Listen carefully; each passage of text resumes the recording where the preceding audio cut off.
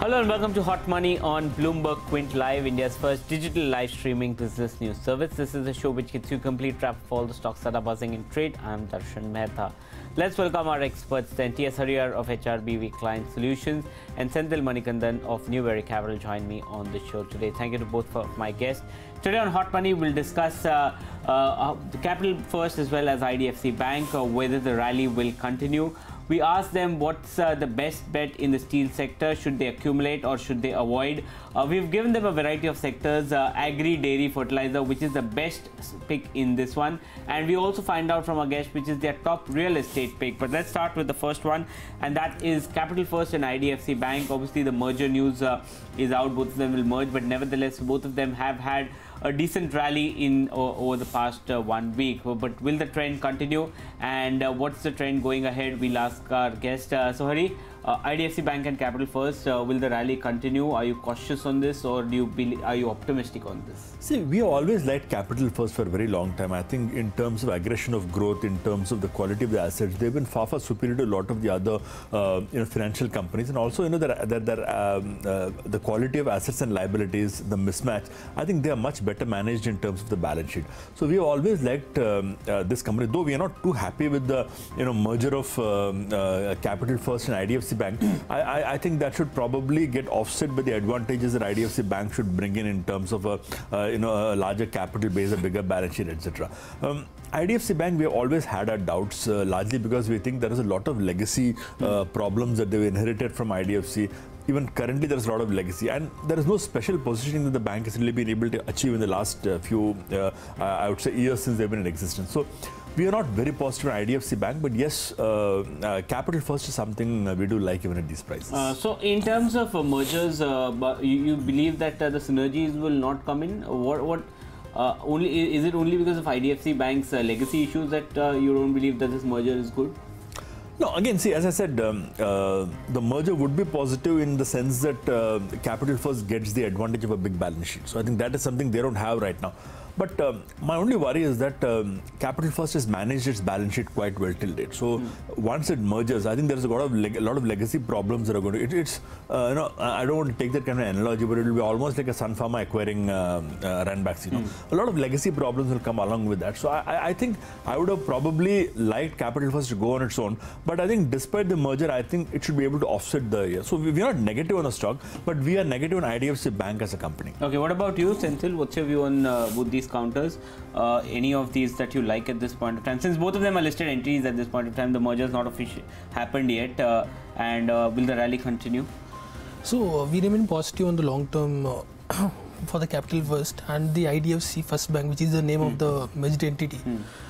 First, particularly because of the Vaidyanathan, who is going to head the combined entity. Because previously he has worked in Citibank and he has worked in ICICI Bank. He was the youngest board member of the ICICI Bank, and he has steered the retail book of the ICICI Bank. So, and even after coming to Capital First, I think he has steadily garnered the retail asset in the Capital First, because 90% of the Capital First asset is in the retail category. So he has an execution track record over the last 2 decades. And coming on to the IDFC Bank, it has been operating for the last 3 years, but it has not been able to garner retail assets. And but with Vaidyanathan coming on as the MD of the combined entity, I think it may take some time, like at least it will take 2 to 3 years for the combined entity to showcase on the numbers front, because the competitive intensity is also quite very high in the banking sector, particularly the kind of assets that the new entity will focus on. But if you look at the history, I think either it's the HDFC Bank or the Kotak Bank, it has been the key person who has been heading, resulted in a huge value creation for the shareholders. Okay. So long term, structurally, we are positive on the combined entity. Okay, Hari, just a word on the NBFC route. Again, we've seen most of them rally, but again, concerns seem to be coming back. Most of the NBFC stocks have again started reversing the trend, mainly on the downside. Are the concerns here to stay? And overall on the NBFC sector, would you recommend accumulating at this point of time? Yes, I think a lot would depend on how the next probably 4 or 6 months are managed. And I'll give you an example. I think the way Dewan is managing, I think is quite appreciable. You know, getting rid of all your short-term loans, shifting to longer-term loans. I think this is probably the time for action. And what will differentiate the NBFCs from the rest is the people who go for the action like Dewan is doing right now. I think that is what will probably put them apart. So I agree, you know, Dewan still has issues. There are legacy issues on its short-term side, but at least they made an attempt, you know, to repay 14,000 crores of short-term debt, reduce their, you know, overall mismatch. So I think that is working in their favor. So unless you find an NBFC really working hard to change their balance sheet, I would probably stay off them. So Dewan is probably one stock I feel where there is a visible effort on their part to put the house in order. Okay, and what about you overall on the NBFC sector? What would you all have to tell your clients? So in the HFC particularly, we quite positive on the Repco because after the correction along with the other major HFCs, particularly because of their niche presence in the self-employed category. Because if you look at other HFCs, even particularly for LIC housing, these are competing along with the banks. I think particularly HFCs which have like a self-employed book like Go Finance is trading at high valuations. The next one could be the Repco, which has major presence in Tamil Nadu. Around 60% of their loan book is towards Tamil Nadu. Last 2.5 years, Tamil Nadu market hasn't been performing well because of a lot of issues with respect to the sand availability, and of course RERA has impacted the whole market. So I think going forward with the current valuations at around price to book of around 1.7, I think for a ROE of around 20% and a steady growth, loan growth of around 15 to 20%, I think Repco is what we are betting on. Okay, so that's the view that's coming in on Capital First IDFC, and we also spoke about the NBFC sector as such. The next stock that we want to talk about is basically the steel sector. Most of the steel stocks are down in today's trade. If you're looking at steel rebar in China, that's down 3.5% today. If you take a look at what's happened over the last 1 month, the index itself, the steel rebar commodity itself is down close to 20%. So tide seems to be reversing for steel stocks, but is it a good time to bet on steel stocks, or would you stay away when the tide is turning? That's something we'll ask our guest at this point of time. Senthil, steel stocks, is it a good time? Most of them have corrected significantly. Would you venture, would you ask your investors to take any bets in steel stock at this point of time? So, not any fresh buying at this level. Because steel being a commodity, it follows a cycle. I think now the cycle has already crossed the midway, and in any commodity, I think investing maybe at the start of the cycle when all these players are posting losses is the perfect time. But if you look at the realization of all the companies have improved year over year, and even the perfect number could be the JSPL. JSPL has been posting losses, has turned operationally, and it has been posting profits for the last 2-3 quarters. At this price, I think it's a whole for the entire sector, and we remain I think neutral to positive on JSPL and Tata Steel. JSPL particularly because they have completed their capex with Angul plant coming in operationally, namely focusing on increasing the capacity utilization. Because FY18 their total production was around 4 million tons, but their total capacity, the domestic capacity is around 8 million tons. So over the next 3-4 years they'll be focusing on improving the capacity utilization, deleveraging the balance sheet. On the Tata Steel, I think now I think with 50-50 joint venture at the Tata Steel Europe, I think they'll be transferring a part of their debt to the JV also. On the domestic operational front, I think much of the growth over 2-3 years will come from the Bush and Steel ramp up, because currently they are Bush and Steel doing around 3 million tons. They has the capacity to ramp up to 5 million tons. And after 2 years, 3 years, I think their expansion at the Kalinagar will start factoring in. The 5 million ton new expansion will come in. Because Tata Steel, second major point could be they are the lowest cost producer. And any commodity, lowest cost producer always has the pricing power. If you see currently JSW Steel is facing iron ore issues in Karnataka market, because Tata Steel being integrated player, it has one notch above the in the competitive space. So we prefer JSPL and Tata Steel in this space. Okay, what about you, Hari? Steel stocks, would you venture a buy into any of these at these levels?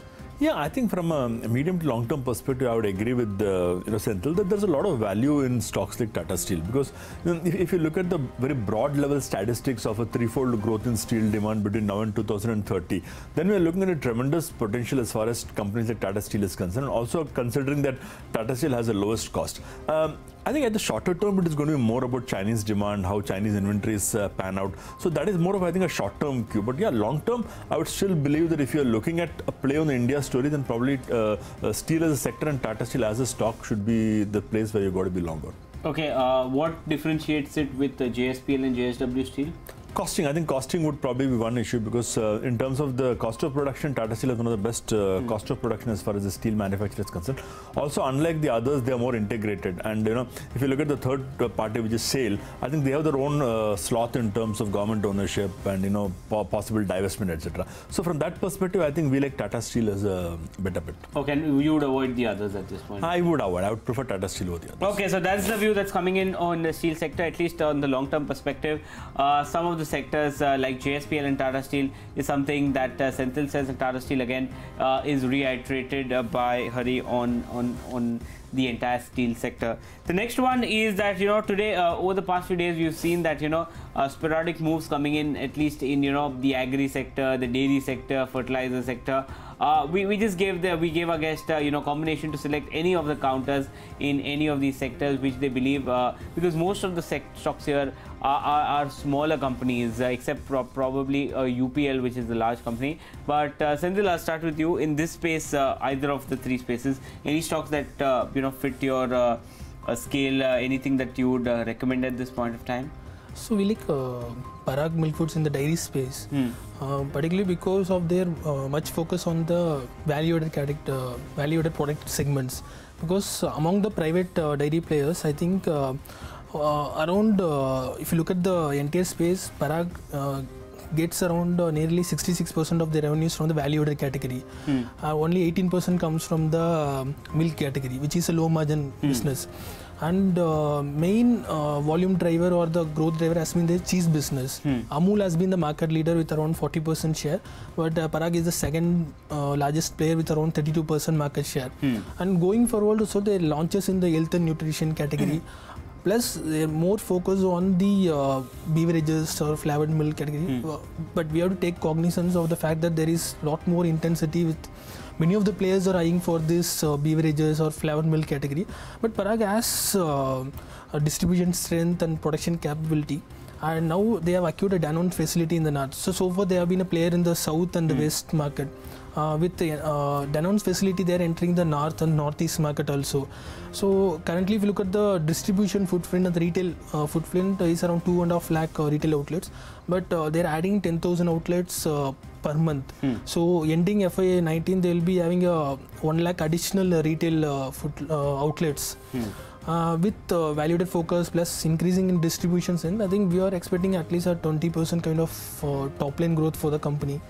And management has guided for improvement in the return metrics also, ROC and ROE improving at least at 4 or 5% over the next 3 years. And there is no much capex expected over the next 3 years. So valuations wise also at a 25% earnings growth. I think 1 year forward P is at around 17 times. So we are getting at a PEG ratio of 0.7. So whenever we are getting a business at a less than 1 time PEG ratio, the return metrics or the alpha generation has been on the positive side. So we remain positive on the Parag. What's the management side on improving return ratios? You said they are looking to improve, but how are they looking to do that? One reason would be the increasing distribution plus from 65% kind of value-added revenue share to around 70-75%. I think move towards this alone will create a margin improvement. Like currently they are doing a EBITDA margin of around 10.2%. So additional 1.5% improvement at the EBITDA level will push the return metrics forward. Okay. Before we move on, you've always been bullish on UPL in the fertilizer space. Do you all continue to maintain that view on that? Yes. UPL? Yes, we continue to hold. We have been bullish when there was a correction in the stock price when they were acquiring Harihar at the holding company level. At that time, I think the stock corrected because there was a lot of issues about their leveraging their balance sheet. But when we studied at Arista is also a quite profitable company. They are doing margins of around 20% at the EBITDA level, which is in sync with what UPL has been doing. So when they are acquiring a operating company which is doing 20% kind of margin and free cash flow generation, I think the deal was quite positive from our side. But currently, I think since the acquisition, I think the stock has is up by around 20-25% kind of thing. But still, we remain the long term. We remain positive on UPL. But we have to take cognizance of the fact that the Europe market is not doing well. I think on the agri front, because what we are getting. Even Balakrishna Industries, which is into tires and agri tires, which has recently said like that there is a drought level happening in the Europe market. So we have a old view on UPL at this point of time. Okay, what about you in this space, agri, fertilizer, dairy, and everything to do with a little bit of consumption? What do you like? See, dairy is something we don't track. I think there are not too many stocks in that. Other than the typical FMCG retailers who actually sell those products, we don't track the dairies. Fertilizers, we have our own concerns because of, I think, regulatory issues. There are still a lot of regulatory hassles that go into manufacture of fertilizers. Pricing is still regulated. So we have a little concern on fertilizers. We normally keep off that. I think if I look at the subspaces, agrochem is probably one area which I think there is still a lot of scope. UPL, as you rightly said, is one stock we have liked. It's especially we believe that the recent acquisition of Arista is also going to be cash flow accretive as far as the company is concerned.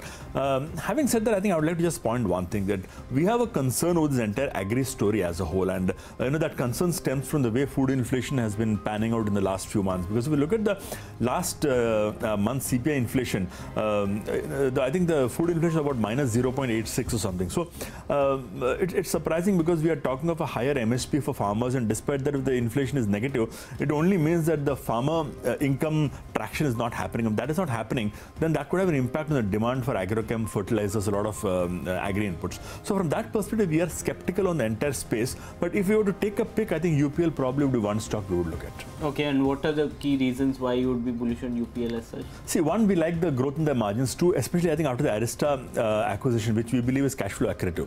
I think that is going to be one of the key driving forces as far as UPL is concerned. Okay, and the final one is the real estate pack hasn't been doing well. Most of the real estate stock prices have corrected significantly.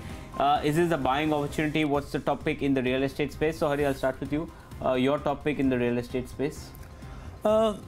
See, real estate, I think, is a slightly difficult game. So if I were to break down the entire real estate space, there are real estate companies that depend on NBFCs for funding and those that don't depend on NBFCs funding. So obviously, those that depend on NBFCs funding, I think, are going to have problems. So we just leave them out. So out of the others, probably a DLF, which is, I would say, getting out of leverage by March 2019 could be one pick. But more than that, I think the stock that we really like is Prestige Estates, which is more of a South-based company, part of the Irfan Razak group. And this is a company where the funding in the balance sheet is a lot cleaner. They don't have too much of problems in terms of asset liability mismatch. And more importantly, they're in a southern market where there's a much better traction in terms of the middle income and the middle housing demand growing compared to what we are seeing in Mumbai, Gurgaon or Noida. So I think from that perspective, we probably like Prestige Estates more than any other real estate stock. But I think from Prestige, there were concerns of sales, and that's why the counter did correct. Didn't meet the guidance. There was weaknesses. Thing. Do you believe that's behind them now? I think largely at a certain point of time, what happened in the southern market, especially in Bangalore, which happens to be one of their major markets, is that there was a glut of supply in a lot of, I think, subsegments of Bangalore. So I think that glut is now more or less kind of under control. It is not as bad as what it is in probably a Mumbai or a Gurgaon. So to that extent, I think that is taken care of. So I think at these levels, probably it's worst bottomed out, and we should actually see a pickup from these levels. Okay, what about you, Senthil? Real estate stocks, what do you all like? So we like Oberoi Realty in this space. Majorly because if you look at the real estate players, the first thing comes on the mind has to be the cash flow and the trust of the what the clients are keeping in the brand. I think Oberoi has done well both on the on-time delivery. Thereby, I think they have gained trust of all these home buyers, especially in the Mumbai market. And if you look at their major projects, which has been majorly all well planned. I think even their acquisition of land and everything has been well planned, and on the cash flow side, plus also keeping their balance sheet at a healthy space. With RERA and now the liquidity crisis which the NTM market is facing, I think Oberoi has to gain additional market share because they've recently raised around 1,200 crores in the QIP. So this should give them additional space to grow while the other players are facing pressure. And recently, the next 2 to 3 years, I think the majority of the growth driver could be their plans for the Thane project. So far, they have been majorly on the Mumbai market, focusing on the premium category projects. But Thane could be a different game. I think how they're going to go about Thane project will be the focus. Second one could be, if you look at their total inventory as on, I think Q2, it's around 3 million square feet is there. So how they're going to dispose of how the inventory goes on is the number you have to watch out for. But overall, I think the past management history plus steady cash flow plus on the balance sheet strength, I think Oberoi stands out. And valuation wise, how does it stack up against the other peers? So valuation metrics like traditional PE metrics won't factor in for the real estate players because once the projects comes on the revenue recognized side, we'll see spurt in earnings for the 2-3 years, then there will be a drastic drop. But over the next 2 years, we are expecting a sales volume of around 1 million square feet. So that should translate on the price to earnings, it should be around 12-13 times, but we can't take this metric as a pure valuation because I could say that on the long term you have to look at what is the management guidance, how the management is procuring land. This should be the two metrics to value a real estate business. Okay, so that's the view that's coming in. Prestige Estates as well as Oberoi Realty are the stocks that our guests have spoken about. But with that, it's a wrap in today's Hot Money. Hari, thank you so much for coming in. Senthil, thank you so much for coming in. Ask BQ comes up next. Stay tuned to Bloomberg Quint.